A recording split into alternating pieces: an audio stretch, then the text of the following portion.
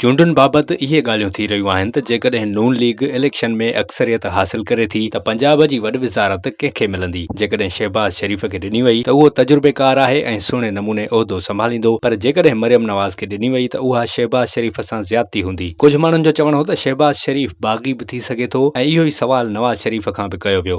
मुल्क में चूंडुनि जा नतीजा अचणु शुरू थी चुका आहिनि ऐं मुख़्तलिफ़ सर्वेज़ मां इहा ॻाल्हि वाज़े थी हुई त नवाज़ शरीफ़ पाकिस्तान जो वज़ीर आज़म बणजण वारो आहे। पर जेकॾहिं नवाज़ लीग खे अक्सरियत मिली त पोइ वॾी विज़ारत कंहिंखे मिलंदी। इन जे जवाब में नवाज़ शरीफ़ चयो त चूंडुनि जे नतीजनि बाबति फ़ैसिलो थींदो त मरियम नवाज़ खे वॾी वज़ीर बणायो वञे या न। लाहौर में पंहिंजो वोट कास्ट करण बाबति मीडिया सां ॻाल्हाईंदे हुन चयो त मरियम नवाज़ बाबति पार्टी फ़ैसिलो कंदी, हू अकेलो अहिड़ो फ़ैसिलो नथो करे सघे। हुन चयो त पार्टी लाइ मरियम नवाज़ खां सवाइ शहबाज़ शरीफ़ ऐं ॿियनि अॻवाननि जूं बि ख़िदमतूं आहिनि। हमज़ा ऐं मरियम बि जेल काटिया आहिनि। असां वॾियूं क़ुर्बानियूं ॾेई हिते पहुता आहियूं। ॿिए सवाल जे जवाब में हुन चयो त ख़ुदा जे वास्ते मख़लूत हुकूमत जो नालो न वरितो वञे। मुल्क में हिक पार्टी जी अक्सरियती हुकूमत ज़रूरी आहे। जेकॾहिं मुल्क जा मसइला हल करणा आहिनि त हिक पार्टी खे मैंडेट मिलणु घुर्जे। हिन हुकूमत जो दारोमदार ॿियनि ते न हुजे। असांजे मंशूर में सभु शयूं तफ़सील सां लिखियल आहिनि। हक़ अवाम जे दर ताईं पहुचणु घुर्जनि ऐं असां पहुचाईंदासीं। नवाज़ शरीफ़ नालो वठण खां सवाइ चयो त उन्हनि माण्हुनि अचे ख्वाब ख़राब कया जंहिंसां मुआशिरे में बिगाड़ पैदा थियो। इन खां अॻु पाकिस्तानी मुआशिरो बिल्कुलु ठीकु हो। मुल्क मां बदतमीज़ी ऐं बद तहज़ीबीअ जो कल्चर ख़तमु करणो पवंदो। हुन वोटर्स खे बि अपील कई त उहे गार गंद ऐं बदतमीज़ीअ जी रिवायत ख़तमु करण लाइ वोट ॾियनि।